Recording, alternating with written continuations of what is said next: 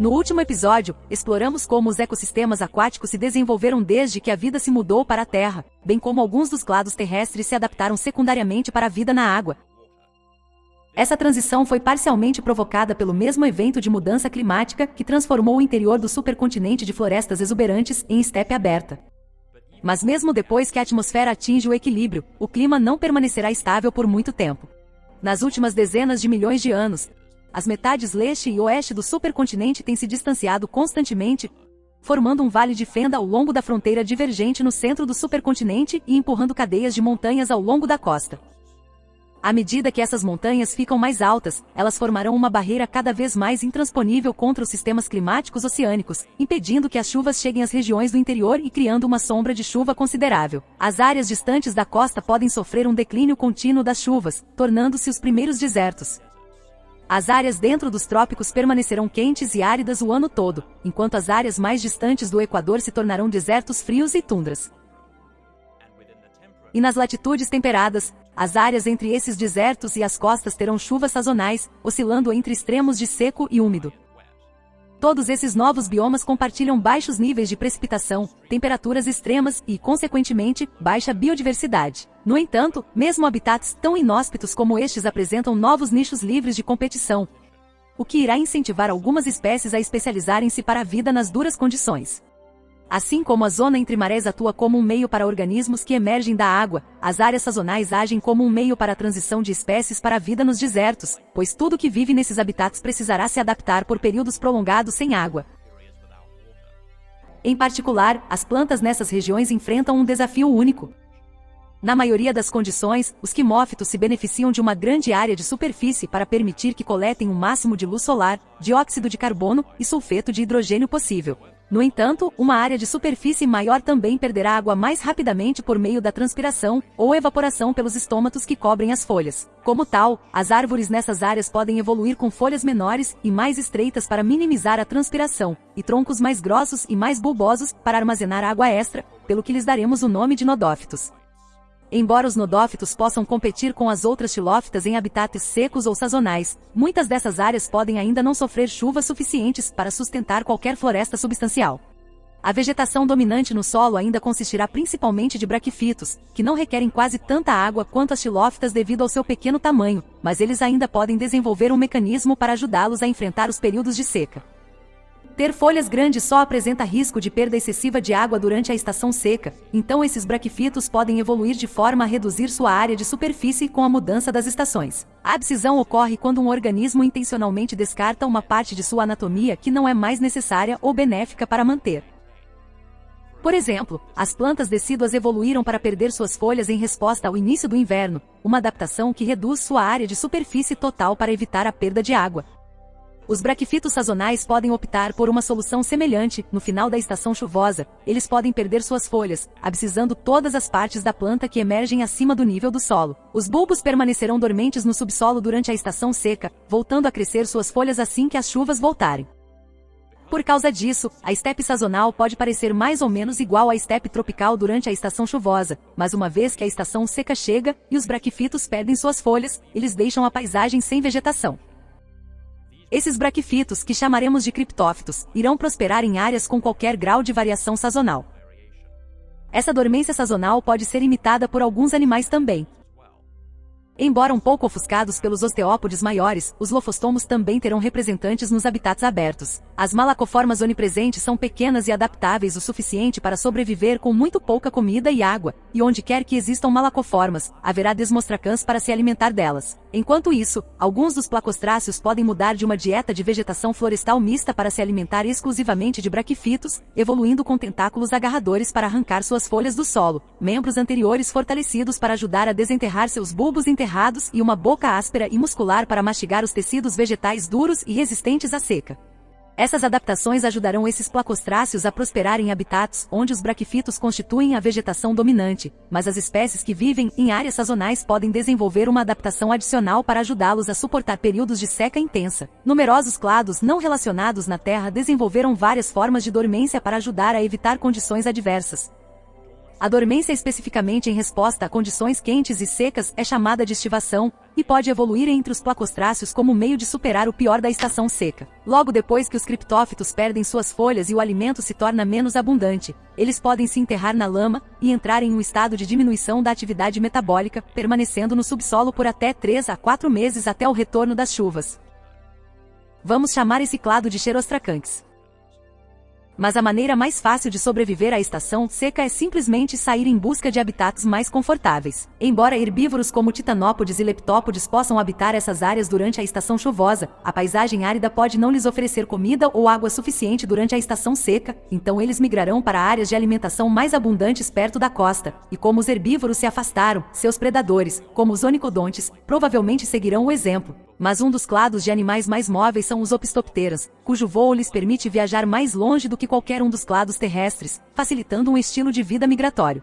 Os animais voadores enfrentam muitas das mesmas restrições que os animais nadadores enfrentam. Eles precisam manter a estabilidade em torno do eixo longitudinal, lateral e vertical, enquanto encontram um equilíbrio entre velocidade e capacidade de manobra. A principal diferença entre voar e nadar é a densidade do meio circundante. A densidade atmosférica pode variar consideravelmente de planeta para planeta, mas a atmosfera do nosso planeta alienígena é mais ou menos comparável à da Terra, o que significa que o ar é cerca de 800 vezes menos denso que a água e, portanto, não fornece nem perto do mesmo nível de flutuabilidade. Portanto, ao contrário dos animais nadadores, os animais voadores precisam exercer muita força para baixo a fim de permanecer no ar.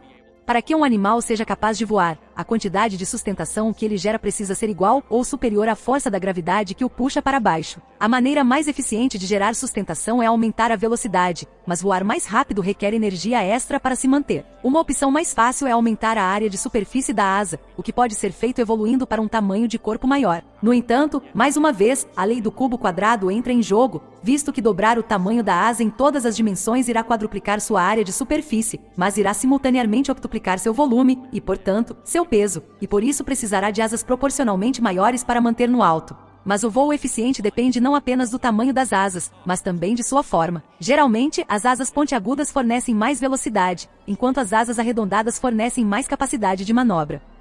Ao contrário dos animais voadores na Terra, porém, os opistopteranos também têm um par de asas anteriores ou canardes formados a partir de uma membrana entre os dois pares anteriores de membros. Esses canardes não balançam para cima e para baixo para contribuir com o impulso, mas são simplesmente estendidos para aumentar o tamanho de sua superfície de asa efetiva e são constantemente ajustados para alterar o desempenho de voo, algo semelhante à função das penas da cauda dos pássaros.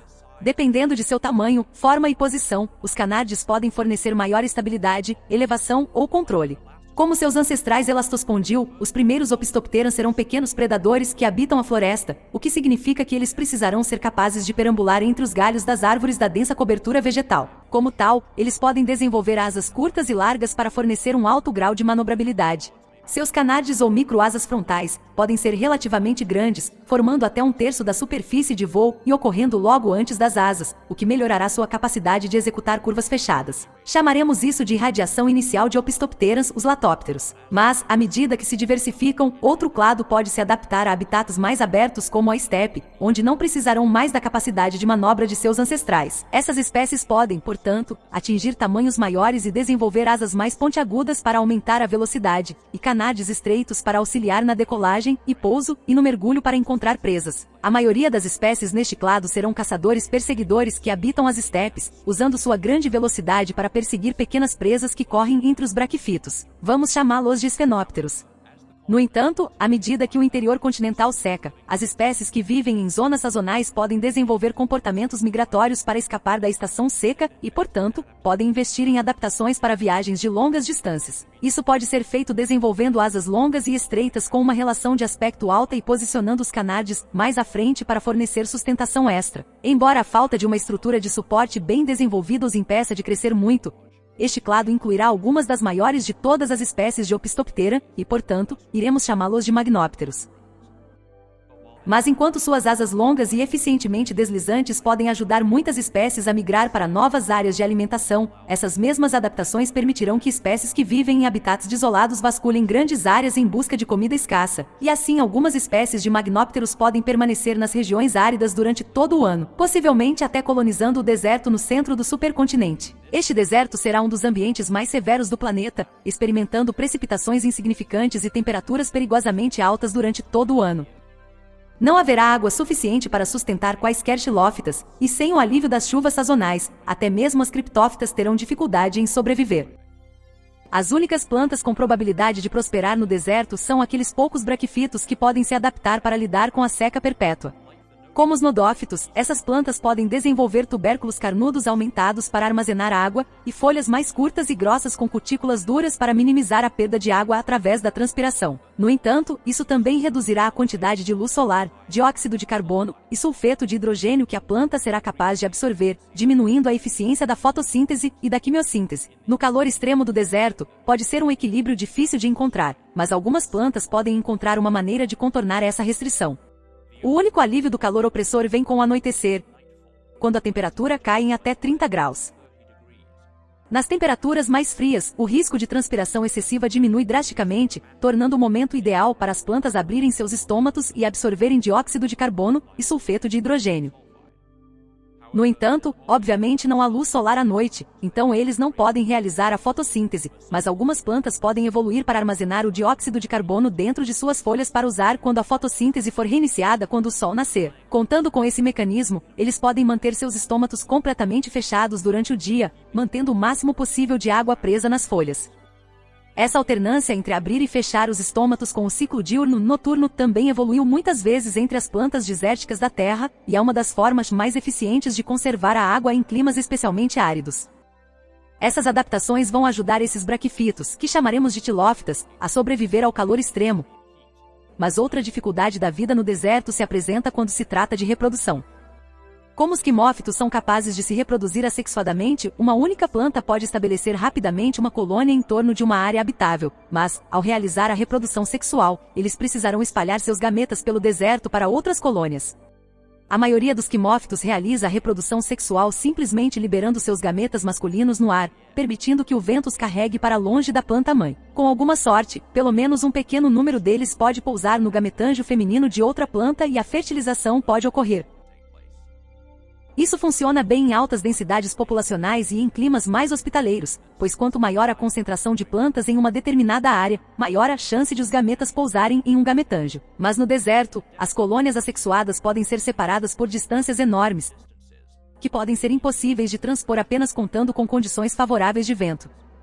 Uma das únicas maneiras de melhorar a confiabilidade desse sistema seria produzir enormes quantidades de gametas para dar mais chances de ocorrer a fertilização, mas isso seria extremamente ineficiente e um enorme desperdício de recursos preciosos. Para superar isso, os xilófitos precisarão de outro mecanismo de dispersão muito mais direcionado, que pode vir na forma de outros organismos. Muitas plantas na Terra empregam animais para realizar a polinização e dispersão de sementes para eles. Existem muitas formas que isso pode assumir, que examinaremos com mais detalhes posteriormente, mas quase todas as variações dependem da planta encontrar uma maneira de atrair um polinizador. Para os xilófitos, isso será bastante fácil, uma vez que essas plantas e os oásis em que crescem servirão como algumas das únicas fontes concentradas de alimento e água que o deserto tem a oferecer. Quando um animal vem para se alimentar, beber ou simplesmente descansar, sem querer, os gametas das plantas ficam presos em si mesmo. Para facilitar isso, os xilófitos podem desenvolver gametas cobertos por pequenos ganchos ou agulhas para se agarrar de forma mais eficaz ao corpo de seu hospedeiro. O animal carregará os gametas consigo enquanto viajam pelo deserto, espalhando-os involuntariamente para outras colônias que visitam. Esta estratégia de dispersão é muito mais eficiente do que depender do vento e ajudará os xilófitos a se tornarem a flora dominante do deserto, mas mesmo essas plantas não ocorrerão com frequência suficiente para sustentar muitos herbívoros. As condições perigosas impedem a maioria dos clados de animais de colonizar o deserto, mas os poucos que o fazem tendem a convergir para várias características comuns. Em primeiro lugar, os animais do deserto tendem a ser bem pequenos, não só por causa da falta de comida, mas também por causa, você adivinhou, da lei do cubo quadrado. Quanto maior se torna o animal, mais calor corporal ele irá gerar, e menos área de superfície terá para irradiar o excesso de calor. Esta aplicação específica da lei do cubo quadrado é às vezes referida como regra de Bergman, e sugere que os animais que vivem em climas quentes tendem a ter corpos menores do que aqueles em climas mais frios. Por causa disso, megafauna como os titanópodes podem não se dar bem no deserto, pois seu enorme tamanho fará com que eles superaqueçam muito rapidamente e demandem muito mais comida do que o deserto pode fornecer. Por outro lado, os leptópodes, sendo muito menores, serão muito menos suscetíveis ao estresse térmico e, portanto, podem ser um dos poucos clados herbívoros a ter representantes que vivem no deserto.